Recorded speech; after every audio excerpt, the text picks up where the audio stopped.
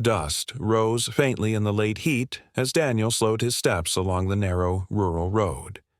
A shape lay ahead, curled against the edge where the gravel thinned into dry weeds. At first glance, it could have been discarded cloth or the pale shell of an old sack. But as he came nearer, the truth set in. A dog lay motionless on the roadside, ribs drawn tight under skin, breath too shallow to stir the dust beneath his muzzle. The animal's sides trembled once, then stilled again, the weight of each inhale barely enough to hold to life. Daniel crouched in the dirt, knees pressing into the stones. The dog's body carried the story of weeks of neglect. Hip bones sharp, fur dull and broken, flies circling the soft corners of the eyes. For a moment there was no certainty at all. Stillness held like finality. Then, under his open hand, a faint rise and fall betrayed a thread of survival. The eyes half opened, not in recognition, only in the slow fading of exhaustion. He whispered a word, not loud, not calling. "Easy, boy." The sound seemed to brush the air without moving the dog. No ears flicked, no tail stirred. The only response came in the fragile warmth of another weak exhale against Daniel's fingers. If the animal could not be lifted soon, if water did not reach his tongue, the chance would vanish within the hour. The stakes were sharp and simple. If nothing was done, he would die. The road lay empty on either side, quiet and long beneath the sun. Daniel set his pack down and pressed his palm once more against the bony chest, waiting for the next rise. It came late, uneven, followed by a pause so long he thought it gone. Then again, a shiver of air. Proof enough that the fight was not yet lost. Flies lifted in a small cloud as Daniel brushed them from the dog's face. The animal did not resist. No growl, no movement, only the dull submission of a body drained of strength. Paws were stiff with dust, claws broken from scraping at some hard surface. Every detail showed how far past safety he had gone. Daniel's throat tightened, but his movements stayed slow, careful. Panic would waste what little time remained. He opened his pack and searched for water. The bottle was half filled, lukewarm from the heat, but it would have to be enough. He shook a few drops onto his fingers, bringing them near the dog's lips. Nothing changed. The drops ran down, lost in the dust. He tried again, closer this time, letting the faint line of moisture touch the tongue. Still no swallow, no shift. The body remained caught in its still battle. Daniel exhaled through his nose, steadying his own breath to the faint rhythm beneath his hand. The animal was alive, but life balanced on an edge too narrow to hold long. He knew the truth in plain terms. If he left now, the dog would not be found again breathing. If he stayed, there was at least a narrow opening, a chance measured in minutes. Another weak rise of the chest came, slower than the last. The eyes flickered once beneath the dust and closed again. Daniel leaned lower, speaking just above the hum of flies. "Stay with me." The words were not a command, only a quiet presence. Above them, the sun leaned west, flattening light across the road. The air was dry, the land still. Beside his knee, the dog lay unmoving, yet breathing still. Each faint rhythm a line stretched thin between loss and survival. Daniel did not rise. He would not walk on. The moment had made its demand clear. The animal's only chance now lay in hands willing to wait, to act, to carry. Daniel kept his hand still above the muzzle, waiting. For a moment the dust did not move. The air itself seemed to hold its breath. Then, almost too faint to feel, a small warmth touched his skin. A thread of air, thin and uneven, pushed out past cracked lips. The dog was alive, but only barely. Each exhale carried the sound of weakness, like a hollow reed straining in the wind. Daniel closed his eyes for a heartbeat, then opened them again, steadying himself. What he held was not safety. It was a flicker, close to vanishing. The body showed no strength to rise. Paws remained stiff against the earth. Nails curled into the gravel as if once they had tried to dig. The ribs lifted again, shallow, and fell with a pause so long it felt final. When the next breath came, it was weaker still. The danger was simple to name. If the rhythm broke, even once, the life would be gone. There was no margin left, no time to wait. Daniel leaned close and let his voice fall low. "Stay with me," he whispered. The words carried no command, only presence. The dog's ears did not twitch, his eyes did not open. Yet Daniel spoke again under his breath, repeating not to fill the air but to steady his own hands. The stakes pressed in on every side. If nothing was done in the next hour, the animal would not live. He reached into his pack again, pulling free the bottle he had carried from the village. The plastic was hot from the road. The water inside little more than warm, but it was all he had. Unscrewing the cap, he poured a few drops into his palm and lowered it toward the slack mouth. The liquid touched the nose and rolled across the lips, but there was no swallow. The tongue stayed heavy and still, the throat unmoved. Daniel tilted his hand again, careful not to flood, letting each drop fall slow. On the third try, a flicker came. The tongue shifted slightly, catching a trace of moisture. The swallow was weak, almost imperceptible, but it happened. Daniel's chest loosened in a brief relief, though the truth remained. One swallow could not hold life steady. He tilted the bottle once more, feeding in small drops, waiting after each to see if the throat would move. Twice there was nothing. On the fourth, another swallow came. The rhythm was uncertain, fragile. But it was there. The dog's body shivered once, a faint tremor along the spine. Dust scattered from the fur. Daniel brushed his hand across the animal's side to calm him. The ribs rose again beneath his palm, the next breath faint but present. Every sign told the same story. Survival was possible, but only if he acted with care and speed. If too much water was forced, the dog could choke. If too little, the heart would not hold on. The margin for error was as thin as the breaths themselves. Minutes passed with Daniel bent low, his hand steady, his eyes fixed on the shallow rise of the chest. Each time the dog swallowed, however slight, he felt the balance tip closer to life. Each time the throat failed to move, he knew the edge had not passed. Flies returned, settling along the eyelids, but the dog lacked the strength to shake them. Daniel brushed them away gently, whispering once more. Almost there. The road around them remained empty, the fields silent. Nothing else moved but the slow battle for breath. At last, after another trickle of water, the dog's chest rose deeper than before. It was not strong, not steady, but it was enough to mark a shift. Daniel lifted his head slightly, watching the ribs expand, then fall. The difference was slight, but it carried weight. It was proof the body was not surrendering yet. In the dust of the roadside, the animal lay still, eyes closed, tongue heavy. Daniel's hand rested against his chest, feeling each fragile movement. The risk had not passed.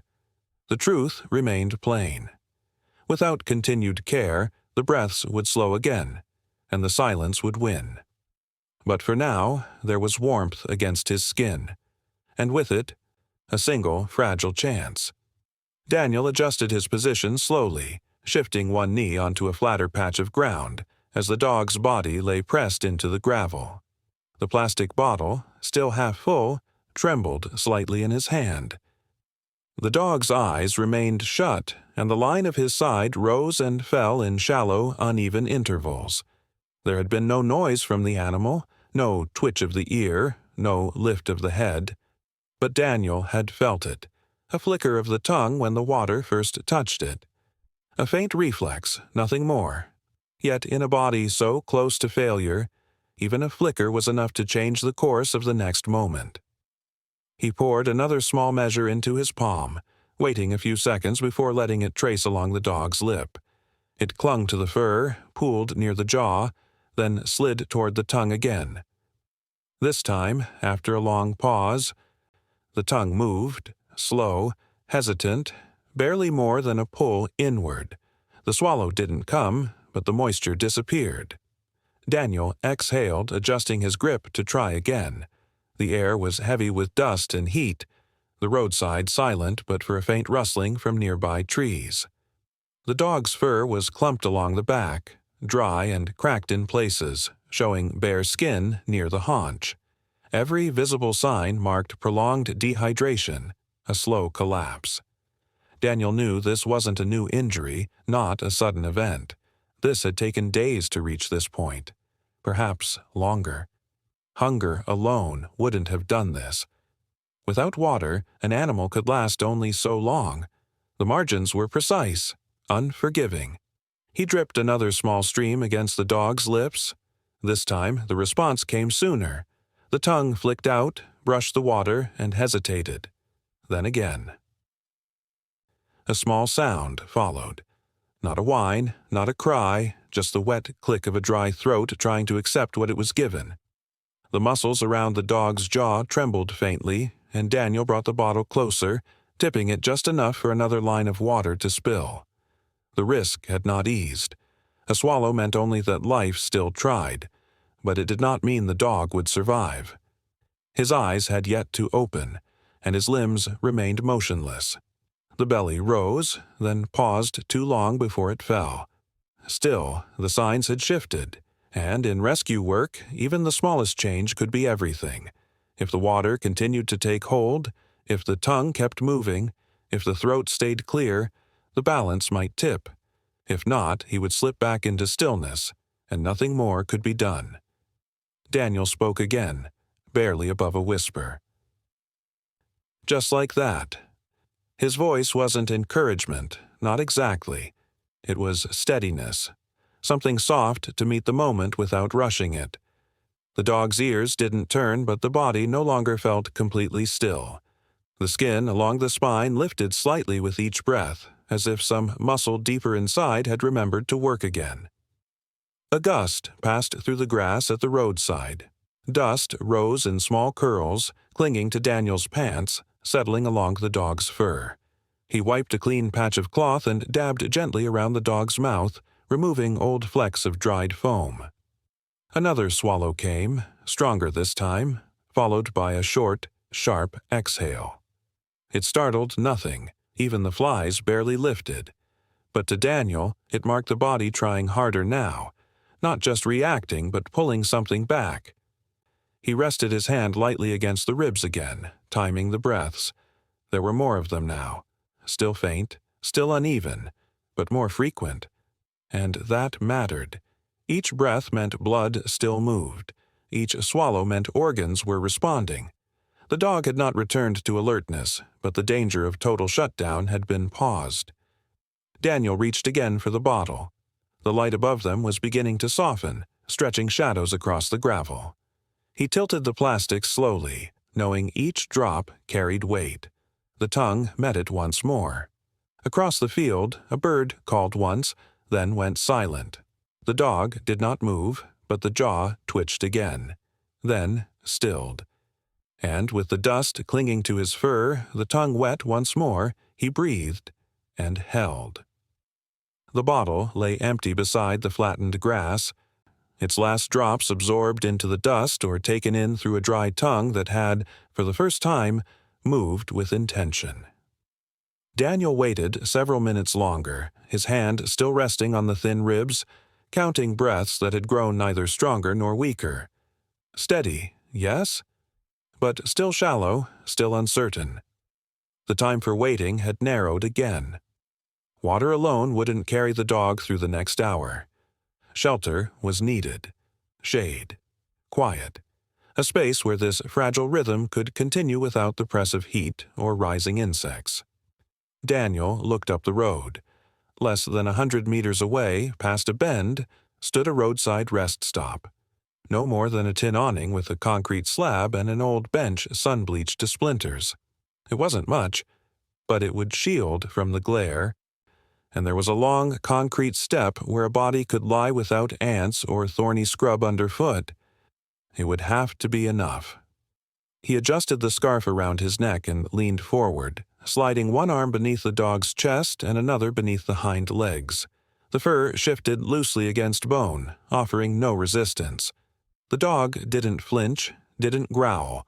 There was no strength left to protest, only the faint weight of a body that had not eaten in days, perhaps longer. As Daniel lifted, the paws dangled without movement, the head sagging against his forearm. Each step he took sent tremors through the dog's body. Not because of pain, there was no sound, no cry, but from the instability of being held. Dogs unused to touch often tensed or tried to shift weight. This one did not. He hung there as if returned to the earth in a different position. Only the rise and fall at the ribs gave him away. The breath still came. Weak, yes, but it came. Daniel walked slow, careful not to jolt. His boots sank into soft dust at the road's edge, then clicked faintly against the harder ground near the shelter. The dog's fur left dry marks on his sleeve, patches of dirt clinging to the fabric.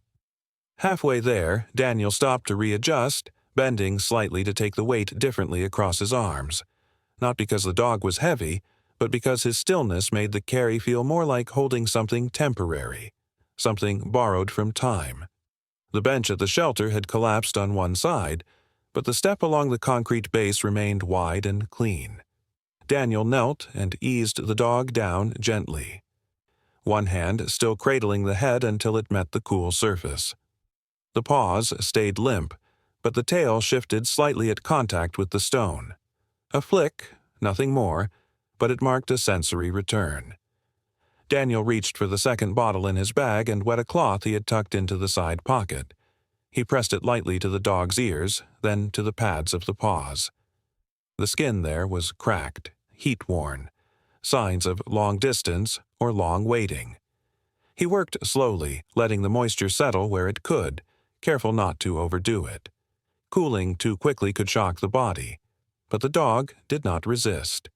He accepted it with the same stillness that had marked every step. After a few minutes, the breaths began to slow, not in danger now, but in a way that suggested the body was settling. The surface beneath him was cool. The sun no longer pressed down through thorns or road dust. Daniel sat back on his heels and watched. What was at risk had not disappeared. The dog remained too weak to lift his head, too still to fight off the flies returning to the edges of his fur. But he was here. Not alone, not forgotten beside the road. The fragile chance had stretched a little farther. The wind stirred the edges of Daniel's shirt and rolled dust across the far corner of the step. He stayed kneeling beside the dog, his hand resting just near the chest. No urgency now, just a body that breathed, and the space it had claimed again. The shelter offered little comfort by design, just a concrete slab and warped sheet metal to keep sun off the top of the head. But in the late afternoon heat, even that thin patch of shade held weight. Daniel remained close, kneeling just beside the dog, his hands moving only when needed. The silence had lasted nearly 15 minutes. No shift in the limbs, no blink of the eyes, no further movement beyond the steady rise and fall of the ribs. It was enough. But only just. The bottle had been set aside. Moisture now came only in slow intervals, a few damp cloth presses at the jaw, a careful trace along the tongue when the throat showed signs of dryness. Each time the dog swallowed, Daniel marked it silently. A few had passed now without difficulty. The pattern was holding. Breathing had grown slightly deeper, though the rhythm was still uneven, still fragile. Daniel laid a hand gently on the side of the dog's chest, not pressing, only resting. Underneath, the thump of a heart answered. No longer erratic, no longer faint. It had strength now, not full, not resolved, but undeniably stronger than before. The vessel beneath his palm had not given up its rhythm. It had somehow begun to gather itself again. And then, into the stillness, a sound came. It was soft at first, barely more than a murmur, like wind catching dry grass. But it was no wind. The sound rose again, faint, high-pitched, drawn from deep in the throat. A whine. Daniel leaned in slightly. The dog's mouth remained closed, eyes still shut, but the sound repeated, clearer this time. Not a cry. Not pain. Just a sound. From the body of an animal whose voice had not been heard until now. There had been no earlier attempts to speak, no bark, no growl, no sound, even in the lifting. This was the first gesture made by breath alone. It passed through the ribs, trembled in the chest, and left the body not as protest, but presence.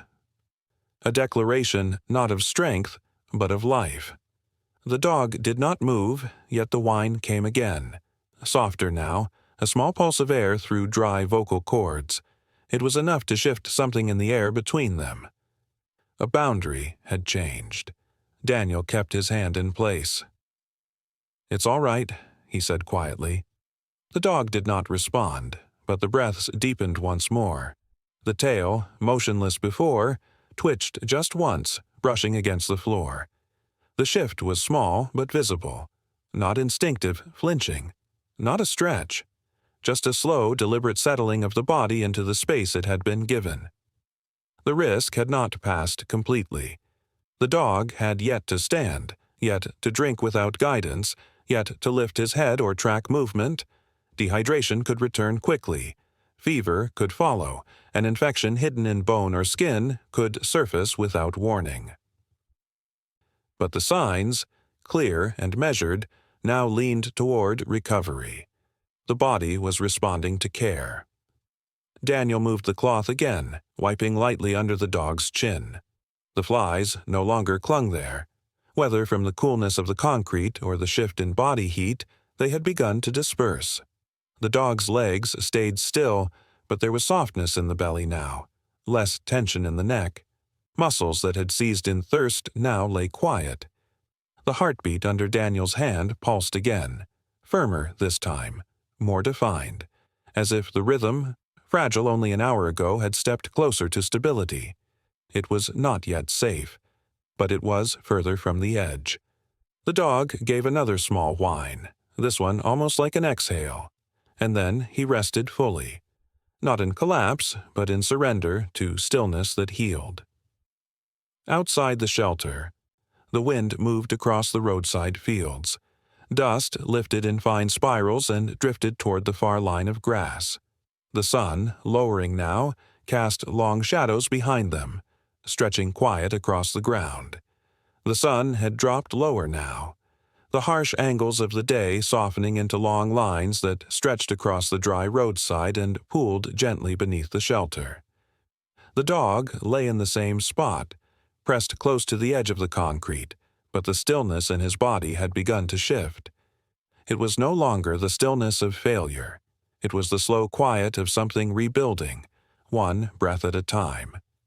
Daniel remained nearby, his movements minimal, careful not to startle the fragile calm that had settled between them. Every few minutes he offered another teaspoon's worth of warm broth, prepared earlier that week for a different need, now repurposed for this one. He cupped it in the shallow curve of a bottle cap, holding it near the dog's muzzle until the scent alone seemed to stir a flicker beneath the skin. The first attempts had failed. The liquid had dripped past the lips and soaked into the concrete. But Daniel waited, and by the third offering, the dog's tongue had moved. A slow drag, a hesitant pull. Now, with patience and time, he had taken nearly 6 small sips. Each one was spaced by long pauses, each one deliberate. The coat along the dog's back had begun to shift subtly as his breathing deepened. It was still patchy, dust-matted, clinging to wounds not yet revealed, but the flies that had once circled constantly now lifted and scattered when he stirred. The heat had begun to break. Shadows crept longer, and the air lost some of its weight. Daniel reached forward again, lifting the cap for another sip. This time, as he lowered it, the dog's muzzle moved first. Not a full lift, not yet, but a flex, a tightening at the base of the jaw. And then, with slow precision, the head came up, just a few inches. But it rose. The movement broke the rhythm of the moment. Flies scattered from the neck. Fur shifted across the shoulder. For the first time since Daniel had found him on the road, the dog moved under his own power. The head trembled in the air for several seconds before lowering again to rest, but the message was clear. The body had not only received care, it had responded. Daniel remained still, not speaking, not reaching to touch, just watching as the ribs lifted more evenly now and the flanks no longer jerked with every breath. The signs were not full recovery, not yet, but survival was no longer in question. What had been fragile had begun to stabilize. A few moments later, the dog's eyes opened. Not wide, not clear, but just enough to part the dust-crusted lashes and reveal the dark beneath. They blinked once, slow and uneven. Then they met Daniel's. No fear, no recognition, just a shared stillness between two figures who had waited through the same stretch of quiet hours. Daniel gave a nod, almost to himself. "There you are," he said softly. The dog blinked again. Risk still remained. Infection could rise with the cooling of night. Weakness could return if the stomach turned against the broth. But for now, strength was building in small, visible ways. The tail had twitched twice. The legs no longer stretched in surrender.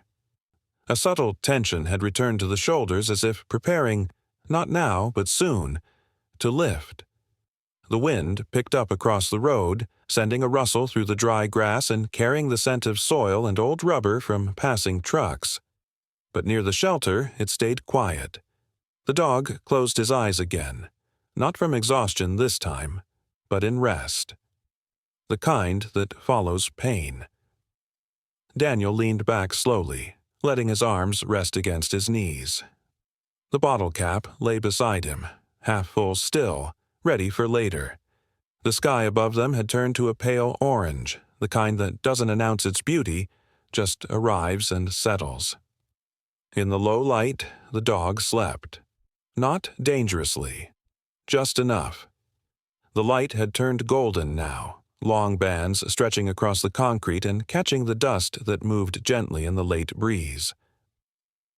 The stillness that had held for most of the afternoon had grown into something else, not tension, not waiting, but a quiet in-between. The kind that came before change. The dog remained lying on the shaded slab, chest moving with soft rhythm, eyes closed more often than open. But in the last few minutes there had been a subtle shift beneath his frame. A different energy gathering low in the muscles, not full of strength, but of effort. Daniel had watched this before. In goats after injury, in old donkeys brought down from the hills. The moment where instinct and body wrestled quietly before the first attempt to rise. For hours now, the dog had only moved when prompted by water or touch. But something had changed in the stillness. The tail had twitched again, not as a reflex but in brief coordination with the back leg. One paw slid forward, not far, but with deliberate tension in the shoulder. The concrete beneath him had grown cooler. The air no longer pressed down with the full heat of day. The dog's breathing had steadied to a quiet rhythm that no longer required watching with a hand to the ribs. Broth and water had stayed down. His belly, while still sunken, showed the faintest curve of renewal. And though his coat remained brittle, the smell of infection had not grown. There were wounds, certainly, but nothing had yet turned. That, too, mattered. Then came the moment. It was not dramatic. The head lifted first, higher than before, and stayed. A few seconds passed. Then the elbows shifted beneath the chest, digging in. One hind leg dragged inward, barely lifting. Daniel didn't speak. He stayed still beside the bench, watching with arms folded across his knees. The front legs trembled, but they took weight. Not easily, not cleanly. The right paw shook as it spread against the stone, but the body followed.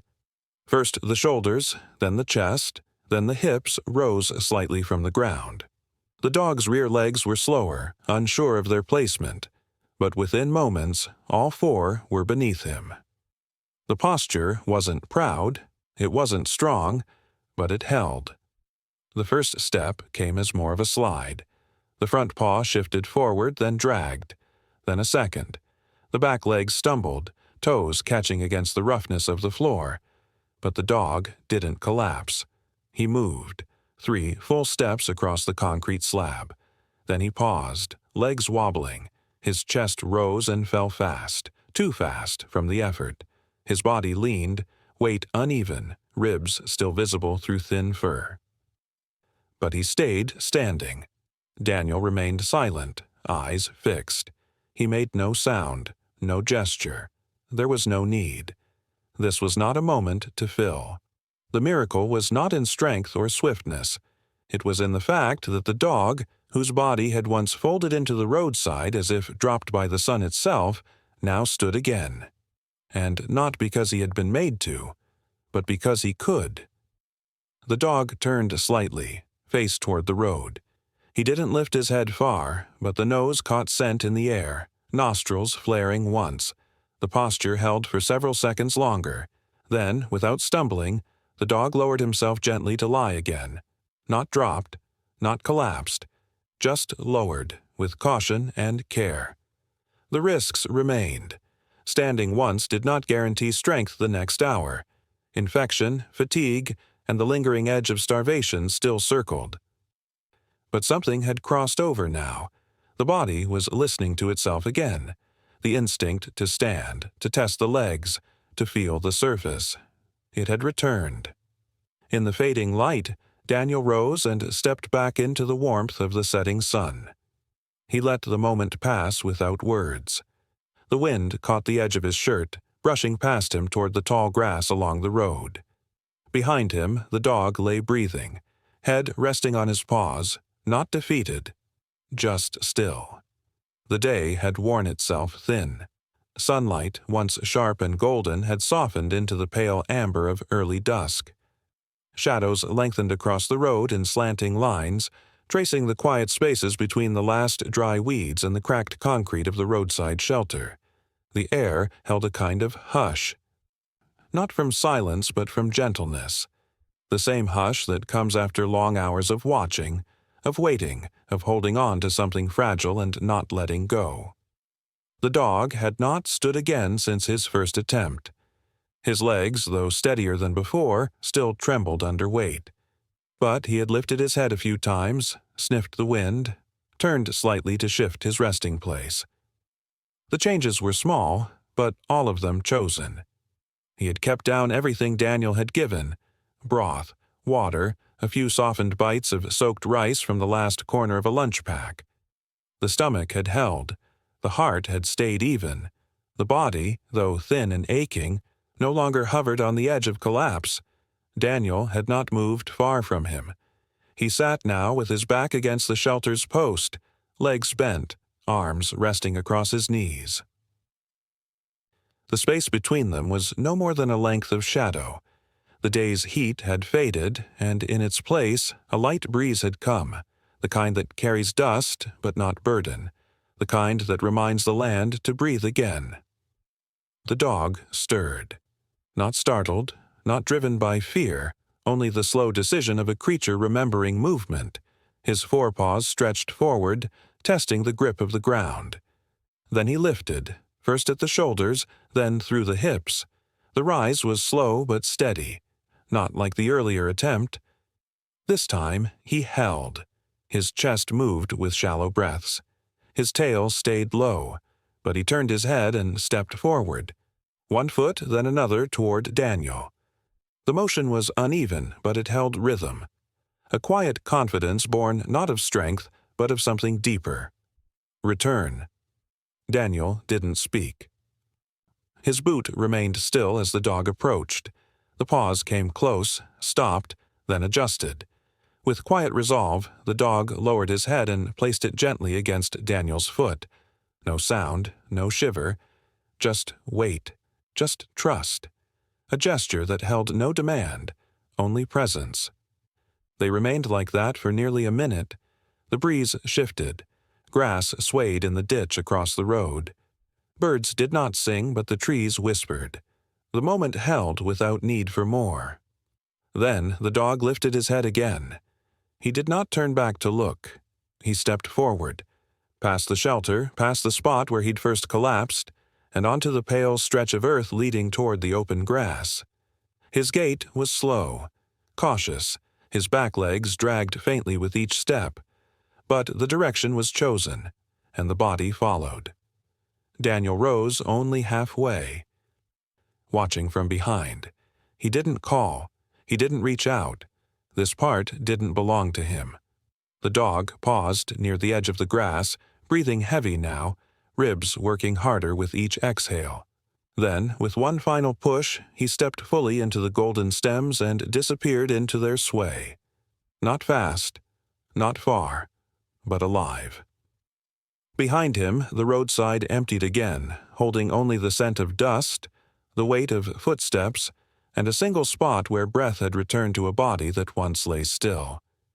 The wind moved low through the grass, brushing the stems in slow rhythm. Somewhere in the distance a bird shifted in the trees. The light thinned. The world did not celebrate. It simply let him go.